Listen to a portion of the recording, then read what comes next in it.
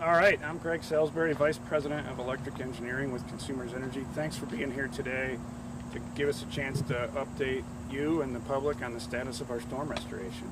These kind of events have been happening more often lately, and we've been charting wind speeds and wind gusts, and we know that. We're working on a plan to start doing underground pilots where we bury lines like the ones that you see here. We're about to file a 5-year electric distribution infrastructure plan that'll talk about undergrounding, maintenance, tree trimming, and other types of hardening that we'll do to make our system stronger and smarter. This storm was very severe, more severe than our meteorology team anticipated. We saw winds up to 90 miles an hour broadly across the area, and as you know, multiple tornadoes were spawned from this storm, including a couple of them that affected our territory. We prepared for the storm, and we brought in a record number of crews. We're restoring power now in our last of the hardest hit areas, including where we are now in the Grand Ledge, Diamonddale, and Potterville area, and also southeast of Jackson and southeast of Grand Rapids. We encourage people to keep safety first. Stay 25 feet away from any downed wire. If you're gonna operate a generator, don't put it in your garage, don't put it in your basement. Keep it away from air intakes, doors, and windows to avoid any carbon monoxide risks. We also appreciate people's patience. Our crews are working hard to finish the last of the hardest hit areas, and Chris will talk a little bit about how that's going. Yeah, thanks, Greg. I appreciate it. Chris Laird, Vice President of Electric Operations here at Consumers Energy. Thanks again for joining us today. As Greg mentioned, severe weather came through, 7 confirmed tornadoes across the state, wind speeds consistently in the 90-mile-an-hour range. We saw almost 200,000 customers impacted in our service territory. As of about 30 minutes ago, we're down to 28,000 customers still impacted. The heaviest areas are Eaton County, Kent County, Ingham County, Ionia County, and Jackson County. We're continuing to work through all of that right now. We have over 800 crews on the system, 700 service workers, and over 300 forestry crews that are out working 24/7 around the clock, as well as both of our dispatch centers staffed 24/7. We have mobile command centers, storm trailers deployed. We're using our vendors and our suppliers to deliver poles out to the hardest hit areas. This magnitude of this storm, we are seeing very mature trees that have been displaced, flipped over, breaking poles, breaking lines, damaging businesses, damaging homes, vehicles. We have been working with emergency officials, all of the DPWs, to be able to get ingress and egress down roads to be able to restore. We're continuing to work 24/7. We expect that all customers will be restored tonight by 2300. That's 11 p.m. tonight. We'll continue to work through that. Please go out to our outage map, take a look at that, and we will continue to update estimated times of restoration, known as ETRs, as we continue to assess the damage, get crews on site, and know more what's coming at us. Again, we appreciate your patience. Do me a couple favors. Stay 25 feet away from down power lines, and make sure that if you see our trucks, respect their space. Give them the space they need to do the work. Slow down, go around, don't walk into their workspaces when they're working. We'll do everything we can to get you taken care of yet today. Thank you. Any kind of context or comparison for the storms that we got hit within the Lansing area last week and other storms that you've been tracking these and they're more frequent? What comparison or context would you put last week's storms into for local residents? So this was a catastrophic event for us at nearly 200,000 customers. What was unique about it was the density of it. It was a very narrow band tracking along I-96 from Grand Rapids into this area and beyond. And the tornado activity wasn't forecast until the last minute. So I think what was unique about this one was the way that it accelerated so much in the last few hours before it hit. So it really tested our ability to respond and get more crews, more material, and more equipment in place.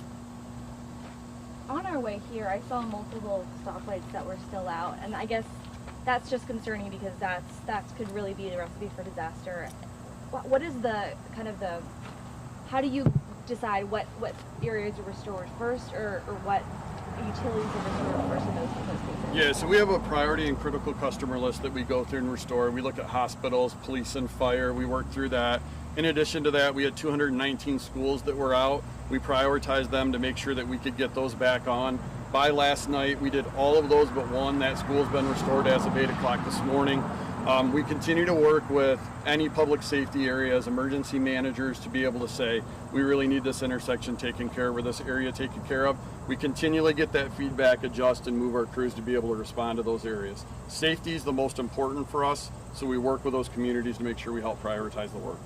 Why are some of those stoplights though still out? I mean, it's like 3 or 4 days on now. Because we have a lot of circuits that have a lot of damage. I know a question before is asked about what we're seeing different. The number of hazards with every outage is about double what its standard is, and that's due to the nature of the trees, the high winds that came through. It's just how much we have out right now.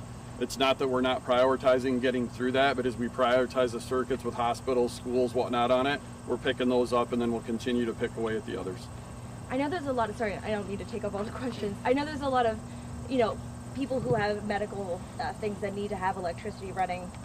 Does consumers ever have any sense of certain homes need to be restored first because they've got a CPAP machine, or is there any kind of data on that at all? Yeah, so customers can call in and they can set that up. So we have a lot of different reasons for that. We track that and it goes into our priority customer. They also can reach out to our contact centers. We can help prioritize and we'll do what we can to make sure that we take care of that. In the areas we can't, we're doing community events and we'll work with them to make sure they're taken care of. What's the message to people who might still be without power, who are now growing frustrated with either the lack of power and or just the updates, they come late in the day and they shift the kind of goalposts, move from everybody back by the end of Saturday to hopefully into Monday. What's the message to frustrated people out there? So we definitely know that the estimated times of restoration are a big deal, and when it gets into day 2, day 3, day 4, that can be frustrating. We appreciate people's patience. There's over 3,000 people working around the clock to restore power. The estimated times of restoration are based on the crewing that we have in the area, the damage that we know of, and the history we typically have in restoring power in that circumstance. We started out with a commitment to the majority of our customers by Sunday night, and largely we delivered that. We were over 80% complete by early this morning, and we're about to cut in half what was left there. So our new longest estimated time of restoration would be this evening, and we're on pace to meet that. There are some hard-hit areas where there's more than one crew per quarter of a mile. As we fix the backbone, the lateral lines, and then each individual home service lines that could be on the ground from trees in their yard. I was going to ask one more question.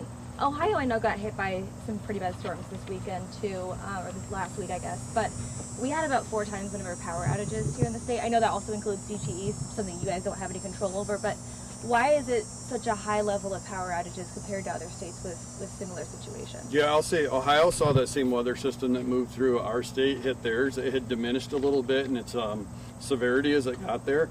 I don't know how many tornadoes they had in their area. I know that we had 7 in ours.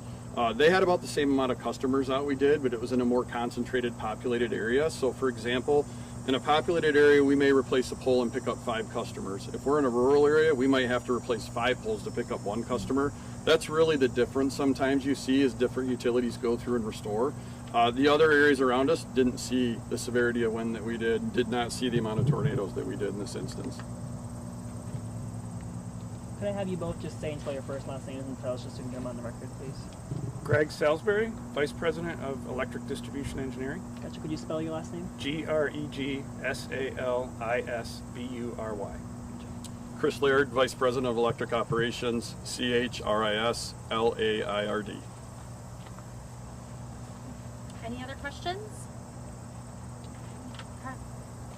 Thank you guys, appreciate you coming Thanks out. for coming out. Wait and just run it back. Thank you so much. Yeah, no worries. Hi.